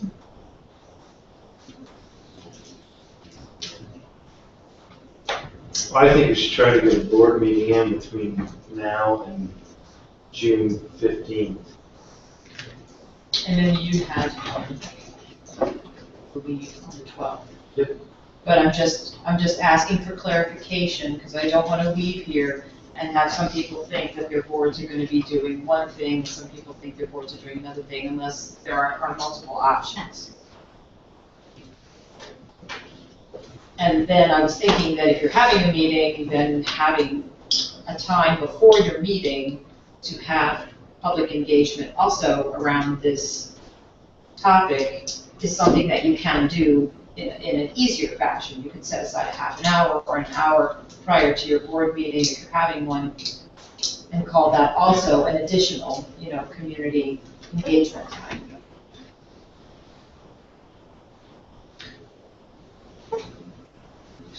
Are you looking at having, this is for whoever, public engagement individually at each board level, or were you thinking a public engagement with this representative board? The question's directed to me. Certainly, I think it's great if the boards have their own engagement, and I know a couple of the boards have done that very well. But I think as a committee, I think because we are the ones who are responsible to make a final decision about whether to transmit these articles to the State Board of Education, before we take that step, I think we ought to provide public comment form. So I would agree with both of those. I think that I would like to, do a larger one that has as much of our representation there as possible, so that it signifies the entire committee being present and having that engagement. So that scheduling that, can't imagine it's going to be a nightmare, but we probably should try to do that. And then I'd like to leave here with a commitment that each board is going to work out something else they're going to be doing too, to provide for that engagement. So are you suggesting that each board should notice this as an agenda item and seek public comment? That would be one way to do it, or to schedule out a time if they're going to have a meeting between now and certainly in the June 12th time. Is everybody having a meeting in that time frame? Well, here's what I think.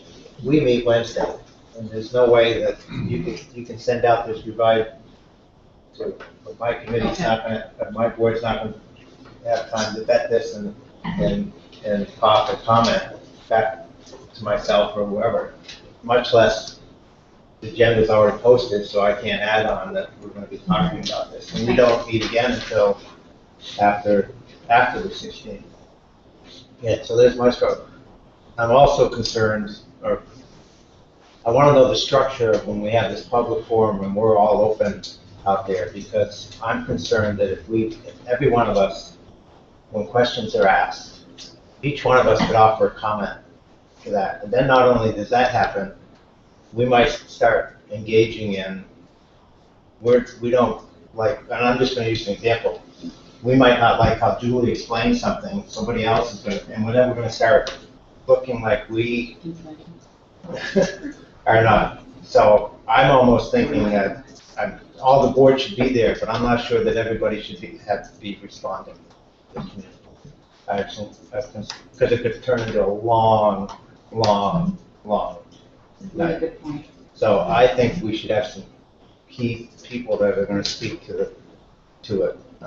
But not every board member should be. That's just fine.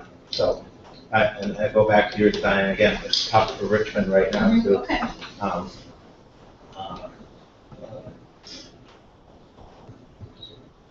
just meet that. But You may have to call another meeting. What's that? You may have to call another meeting. We'd have to call another meeting, but then that's or move our June meeting to simply be this. But Could you add at least the discussion of how to get, local feedback for Richmond? I think it is. On your meeting this Wednesday, so that they can make a decision, then we can all know what you're going to do within the future. And as long as they're aware also that they might miss that deadline. With a small district, Underhill ID that has provisions in there for it not to exist, I think our community would enjoy a broader audience than one small meeting. We might get one or two people, to show up, and it's a lot of work to put that information session together for a very small number. If there was, whether it be the northern 3 districts or all districts, I think we'll get more. I think the likelihood of more attendance is there, just for people to realize that they're going to hear, a broader geographic opinions and questions. So we'll probably address it as a normal item in our agenda, but having a separate session doesn't really give us much. John? And I agree with you, because I think we need to. We all want to, this is all about becoming one, and I think the discussion should be all one. If we go back to our individual, we can have it at our individual boards, but I think each community, I agree with you, needs to be hearing from what the other community think their thought process, what they're thinking about all this, and have that take place. I think that's much more beneficial than my individual. I agree with you. We will get very little, but if it's a wider one, we'll get a lot more attendance. So I just want to concur with what you. Kevin? Just one last thought, and then we'll go around. It was also offered up by the public, I think I brought it up before, having more of a, like a moderated panel discussion, so a little bit more scripted, but you have, you know, target questions that maybe the moderator, you know, asks individual board members or somebody to represent their opinion or feeling or side. And you have differing opinions go back and forth so that the audience doesn't necessarily have to prod these great conversations out of us. We can kind of team up. And then another more open session for stump the chunk kind of session on questions from the public.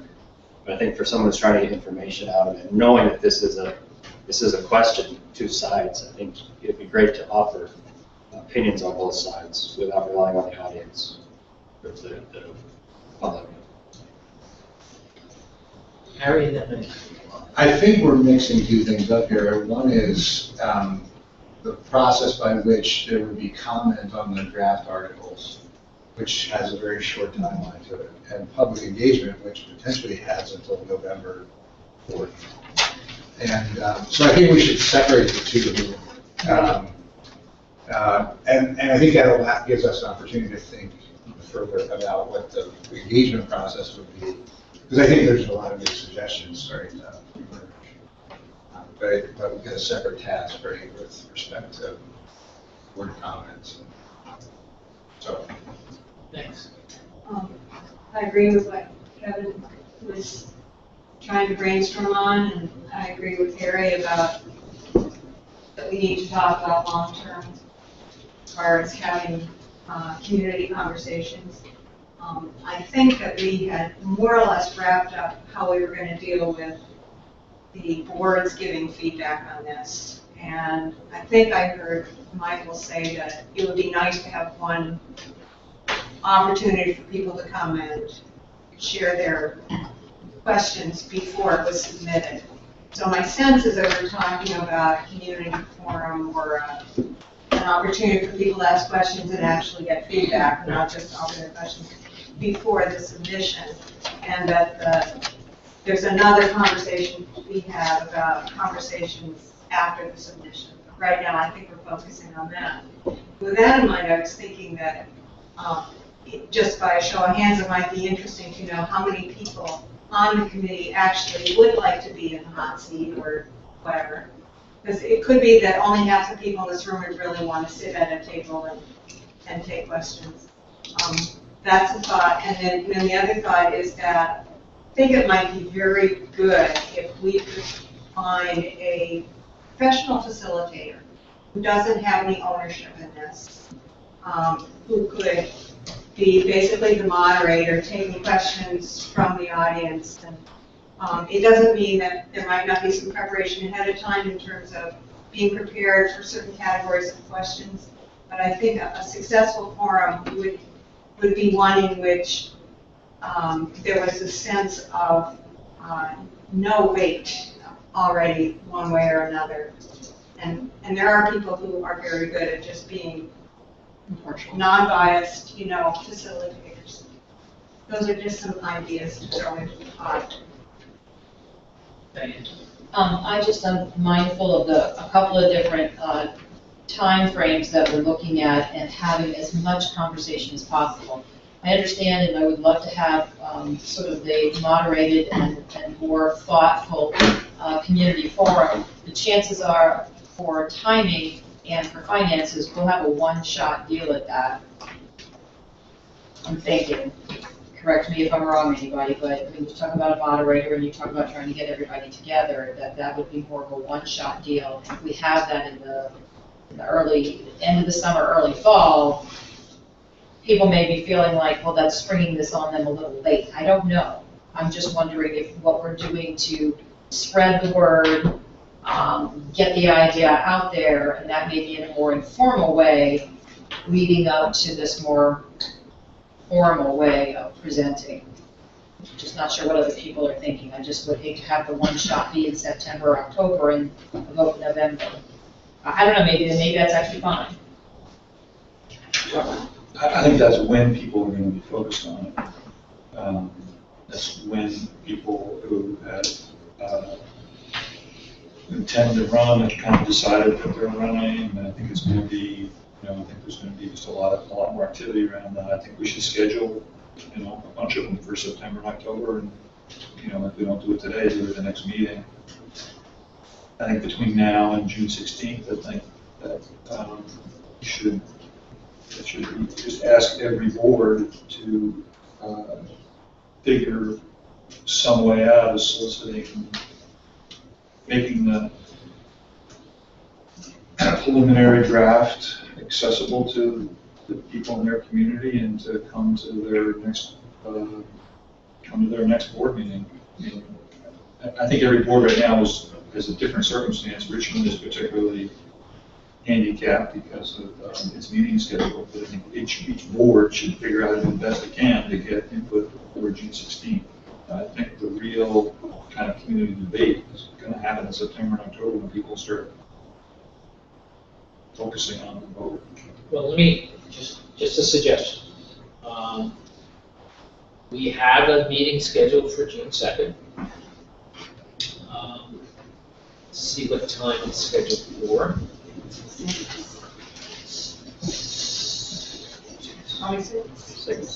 Yes, that's a 6 o'clock meeting at Mansfield Union High School.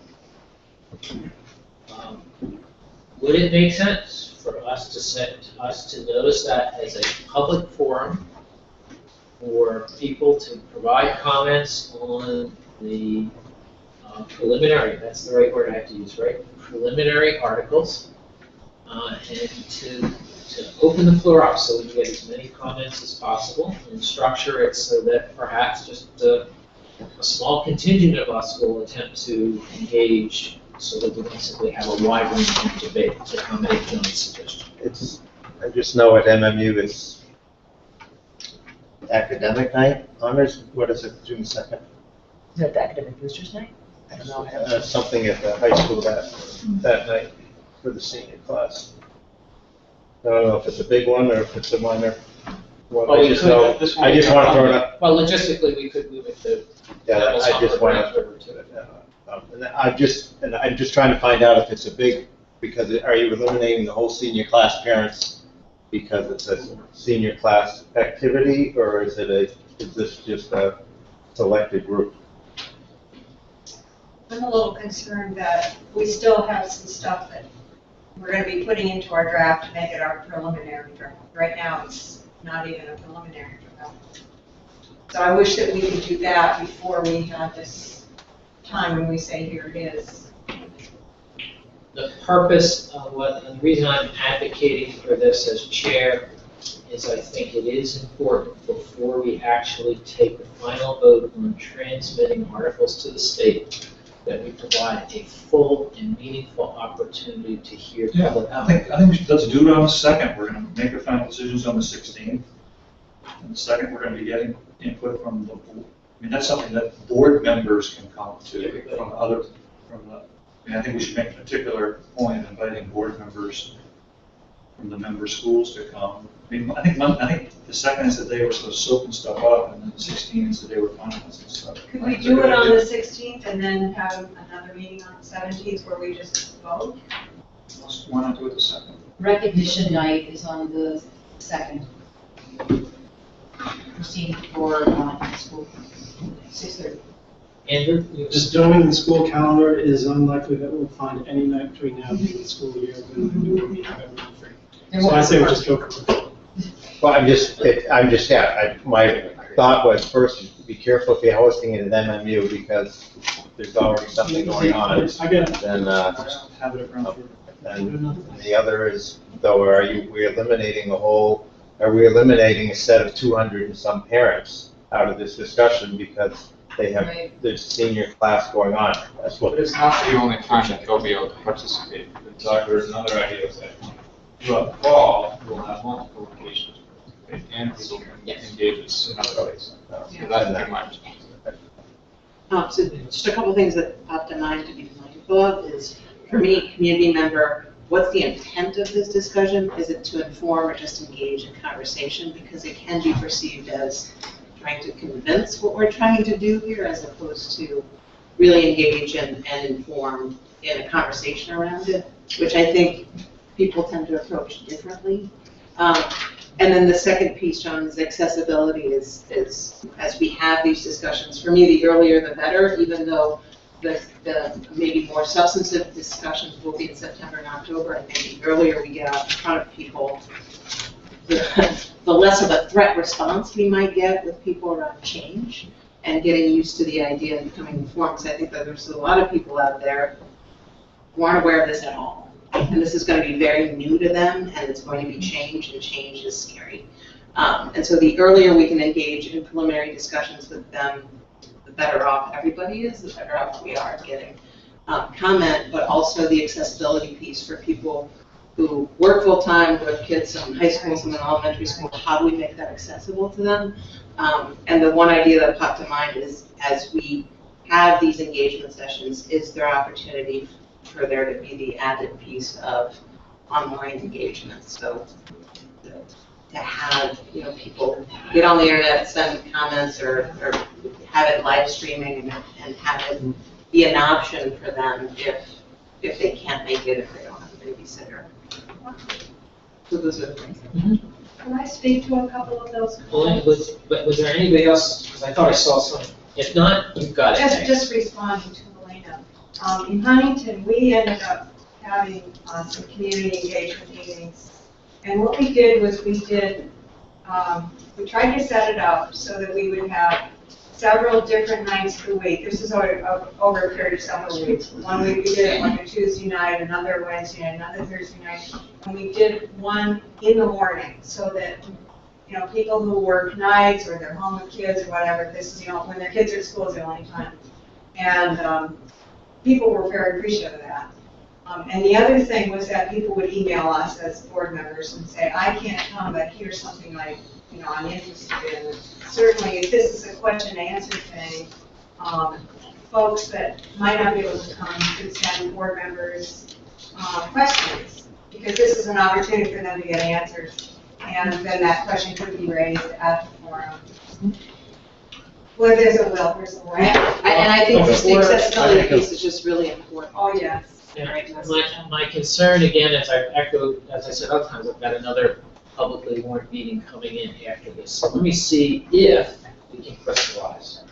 Can we crystallize that on June 2nd at the most convenient MMU school, whether it's the high school or the Camels or Browns River, that we will convene a public forum and for comments and discussion on the preliminary articles? Is that a consensus item? And we make particular effort to invite board members from the member schools to come. Okay. I think Jean was before me. Do we need a meeting of us? Because that is scheduled for June 2nd, so would it be an hour and a half, 2 hours of public and 1 hour of our meeting, or would it be no meeting of this board at all that night? That would be the meeting. In all likelihood, that will be the meeting, unless I hear somebody else. I kind of wonder if we shouldn't do it another night so that we can have a meeting to talk about getting ready for the forum. Because we haven't talked about finding a facilitator or how we're going to do it. And I was thinking this one wasn't going to be the facilitator one, but this was going to be more of a gamble. But either way, it will be an opportunity. I mean, it seems like we need to talk about it. About the one that we do as a moderator at a later date. No, I mean even for this one, because it's not going to be just taking public comment with no response. It's going to be taking public comment. Decision on if we're going to do it, and then. Well, I think there's a consensus, unless I misread the board, maybe consensus is overstated, but an overwhelming majority saying hold a public meeting on June 2nd. And I just want to add it for the purpose of public education. For the purpose of obtaining public comment and actually engaging public with answers as opposed to simply listening to their comments. Okay. Yes. I suggest that you configure the panel or the board or whoever and email us. I will, although my hope will be that we will have a strong contingent from the board, from this committee there, because it's much more meaningful if people can actually speak to their committee members. Could we meet for 30 minutes? group beforehand. We'll meet for 30 minutes as a group beforehand to discuss, to discuss how we will run the meeting, although that is a public meeting in and of itself. I understand. Okay. Well, it's, you know, Will we have time to let people even know? This just seems like, does it have to be the second just because we have a meeting scheduled on the second? Well, Meg, I do think that the majority of the committee has supported doing this. Now, if you want the committee to reconsider. I definitely want to do it. I don't know if we should do it the second or the 9th. Chuck? I move that we do it on the second, as Michael has described, and Michael, you are the chairman of the board, and you organize the forum. Solicit feedback from the rest of us as needed, and we start the forum at 6 o'clock. Second. Discussion before I call a vote. All those in favor, please raise your hands. Opposed? So I will take on that task. We did not get to our minutes tonight. Do we have time before we can, before the next meeting? I don't want to. Got 1 minute. I have a feeling we'll have to get the minutes at our next meeting. So we have a motion to adjourn. Is there a second? Second. All those in favor say aye. Aye. Opposed? And thank you all for your patience and your hard work. Great job there. Yes. Yeah. I'm not sure. It's going to depend. I don't know. Yeah. 270, really great.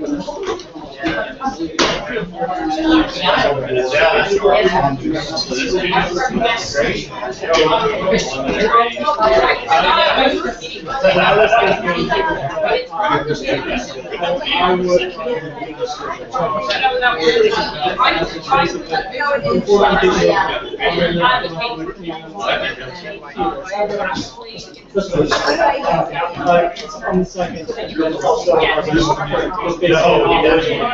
This is your chance. Thank you so much.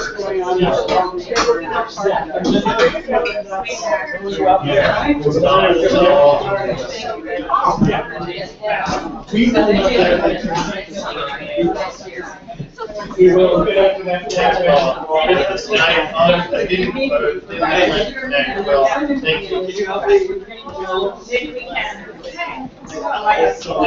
Okay. Maybe I'll just try to call you. Okay, that'd be perfect.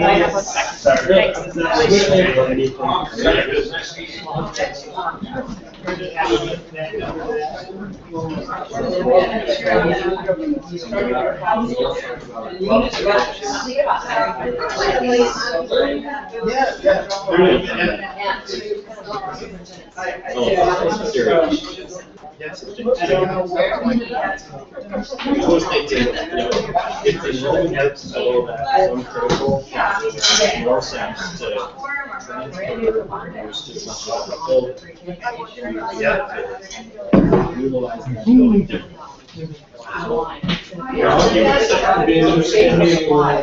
Famous newspaper office. Famous newspaper.